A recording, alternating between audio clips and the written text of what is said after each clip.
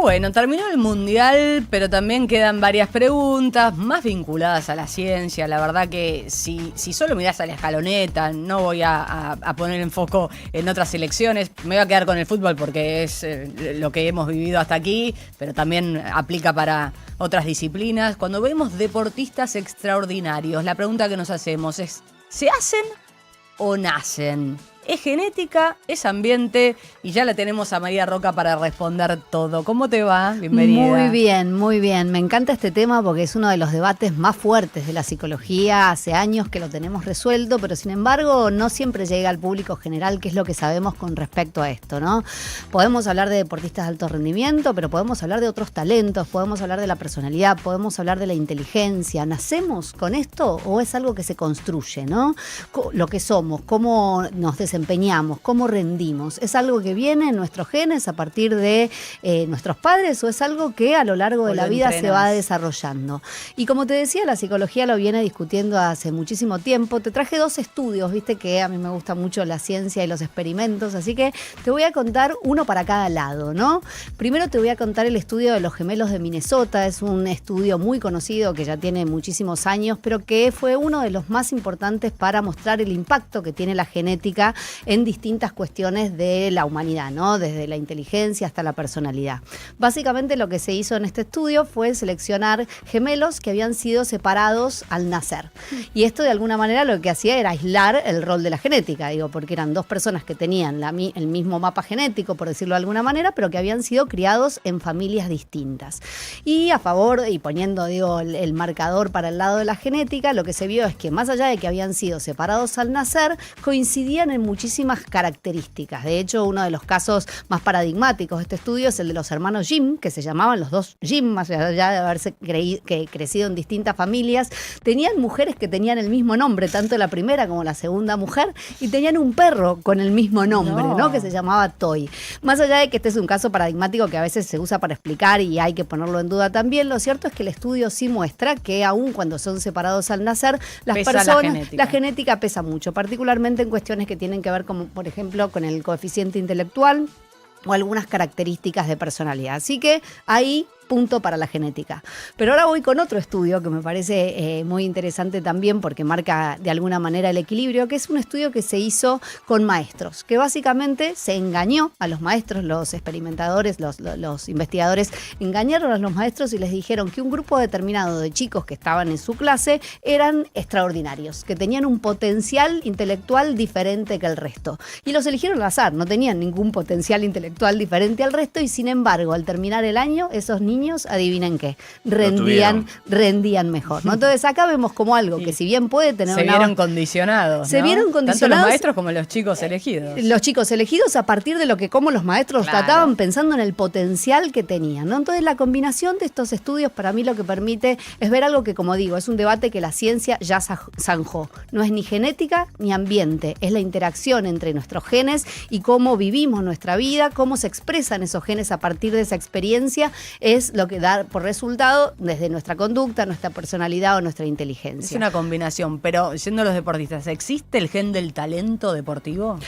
Existen distintas cuestiones que se asocian al talento deportivo. Muchos tienen que ver con la automotivación. Obviamente, como si pensamos en lo que veníamos hablando, bueno, hay 2 cosas, ¿no? La genética, que yo siempre me parece como increíble el experimento de el nieto de Maradona y que es hijo de Kun Agüero. Me parece como un experimento natural espectacular que alguien debería seguirlo, pero quiero decir, obviamente, como veníamos diciendo, hay mucho de genética y hay mucho de ambiente. Una de las características que parece que tiene que ver con el deportista de alto rendimiento es la automotivación. Digo, para desarrollar ese talento genético que vos tenés que tener, primero hay que tener mucha práctica. Digo, esto es sabido. Si Maradona o Messi hubieran nacido en un país donde quizás el fútbol no era tan importante o donde, no sé, el deporte más importante era el ciclismo, quizás no se hubiera desarrollado ese talento porque requiere de una práctica.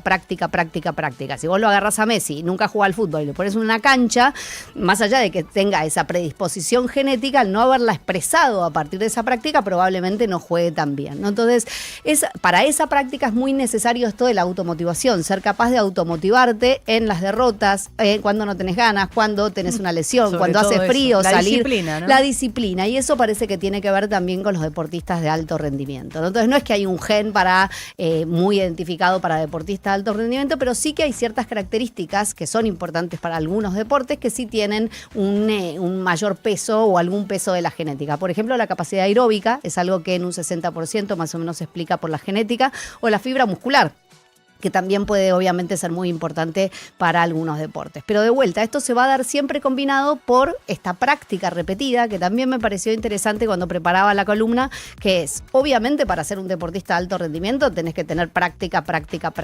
Vivir para eso. Vivir para eso y haberlo practicado mucho porque, como hemos hablado en otras columnas, de alguna manera cuando uno recorre una actividad determinada, uno se hace especialista en esa actividad determinada. Entonces, si vos me pones ahí un tacho y yo practico tirar los papeles, cuanto más veces lo practiques, se vuelve talentoso en eso. Pero cuando llegas a ser deportista de alto rendimiento, entre los deportistas de alto rendimiento, la práctica no hace tanta diferencia. Una vez que ya sos deportista de alto rendimiento, ¿no? Para llegar a ser un deportista de alto rendimiento es necesario, pero si vos comparás deportistas de alto rendimiento, no sé, Mbappé y Messi, necesariamente no quiere decir que el que juega mejor es el que practica más en esa franja de deportistas, ¿no? Ahora, también hay un ambiente, y un ambiente que además de con la práctica tiene que ver con el ambiente en el que crecemos, ¿no? Y esto es algo que los jugadores dicen todo el tiempo y que me parece que vale la pena decir que la ciencia avala esto también, ¿no? Una mamá que te lleve, una abuela que te lleve. Un esfuerzo familiar atrás. Una familia que valore el deporte, que te enseñe de vuelta a aprender de la derrota, a seguir adelante más allá de que la cosa no esté fácil. Todo eso es importante a lo largo de la vida para que vos llegues a ser un deportista de alto rendimiento. Es verdad. De hecho, la fortaleza mental también se entrena como si fuese un músculo. Definitivamente. De hecho, hay una palabra que usamos mucho en ciencia que es la resiliencia, ¿no? Esta capacidad de, frente a una adversidad, poder salir aprendiendo algo, poder salir, no digo fortalecido anímicamente, pero sí fortalecido con respecto a las herramientas que vos tenés para enfrentar el próximo partido, para enfrentar el próximo problema, ¿no? Es que una cosa puede cubrir la falta de la otra. Exactamente, porque además es inevitable. También yo soy muy mala en el deporte. Ustedes no solo mala jugando, no, pero eso te diría que dentro de todo me hubiera ido bastante bien si lo hubiera practicado un poco más. Tenía cierta facilidad, no, pero con respecto al conocimiento deportivo. Pero hay un basquetbolista, decime vos cuál es, por ejemplo, Michael Jordan, no sé, uno de los más conocidos que decía, ustedes todo el tiempo dicen las copas que gané y los tiros que metí. Ustedes no saben la cantidad de veces que perdí y la cantidad de tiros que fallé, ¿no? Como también nos construimos a partir de esos también fallos. hizo referencia a eso, los tenistas sobre todo, porque también ahí hay mucha mentalidad en un deporte tan individual. Muy cabeza, el tenista si no está bien de la cabeza, si no el caso Gaudio. El caso Gaudio en la final de Roland Garros, qué mal estoy pasando jugando en la final de un Grand Slam. Y lo estamos hablando con respecto al deporte, pero es algo que en realidad nos aplica a todos en la vida, ¿no? Yo siempre me acuerdo que a mí me va muy bien en mi trabajo, me encanta trabajar, me considero una persona exitosa en mi trabajo. Mi primera entrevista de trabajo me la bocharon, no sé, no me fue bien, me hicieron un test psicológico y no lo pasé, y bueno, hay que poder decir, bueno, más allá de esto, yo continúo, no me afecta en mi identidad, sino más bien en pensar que puedo hacer distinto la próxima vez, ¿no? Es esta actitud que vos mencionabas antes. Entonces, es necesario, obviamente, tener esa predisposición genética, quizás esa reacción rápida, esa velocidad de procesamiento. Se ha dicho mucho, por ejemplo, con respecto al cerebro de Messi, hay que tener esa práctica, pero también hay que tener ese ambiente familiar, contextual, ese entrenador. Muchos hablan de los entrenadores que tenían cuando eran chicos, cuando estaban en las inferiores, obviamente también es importante. Y algo que no quiero dejar de decir es que también hay un ambiente inmediato. No solo la cantidad de horas que practicaste o qué pasó a lo largo de tu vida, sino qué está pasando en este momento de tu vida, ¿no? ¿Qué significa este partido en particular? ¿Qué significa, no sé, que sea la segunda final que estamos jugando? ¿Cuál es la diferencia entre el partido de España y el partido de Inglaterra? ¿Cuál es la diferencia entre un partido con Jordania y un partido con Brasil? Todo eso también impacta, obviamente, en tu rendimiento. Y en esto no se puede dejar afuera, obviamente, al entrenador, porque de alguna manera es el que construye ese clima que permite que el talento de los jugadores se exprese de manera adecuada. Como Scaloni, el mejor ejemplo. El único que hizo rendir a Messi. Mejor ejemplo que ese no hay. Exacto. El único que hizo rendir a Messi. Y es que lo, tuvo entrenadores Messi, ¿eh? Y es lo que pasa en el liderazgo también, Sí, ¿no? claro. El líder de un equipo es el que permite que los talentos de cada uno lleguen a expresarse, esos talentos que son una construcción de la genética y el ambiente.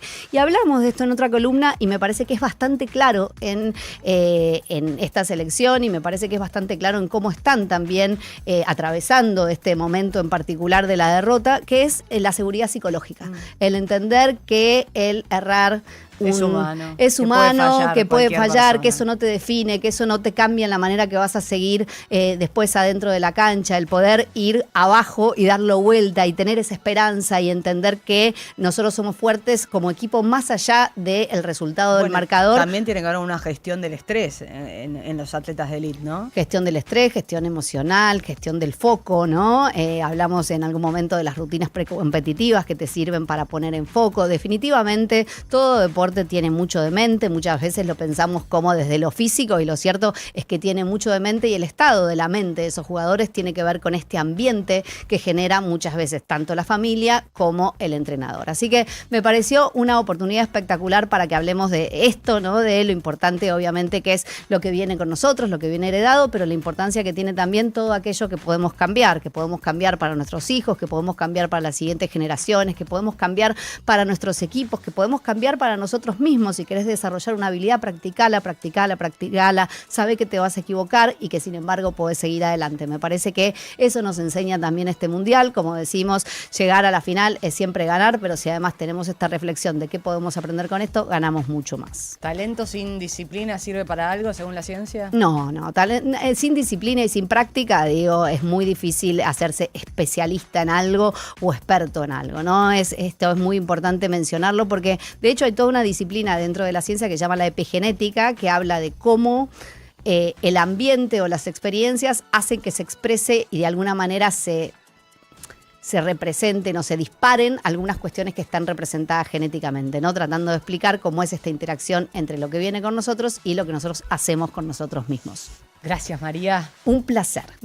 María Roca, acá con nosotros como cada martes, otro lujo que nos damos en Now 97.9 cuando son las 3:30 de la tarde, 12 grados 2 la temperatura acá en Buenos Aires. Podés soñar con emprender un nuevo proyecto, con armar una pyme, con remodelar tu casa, con tener la mejor cosecha de la historia, o hasta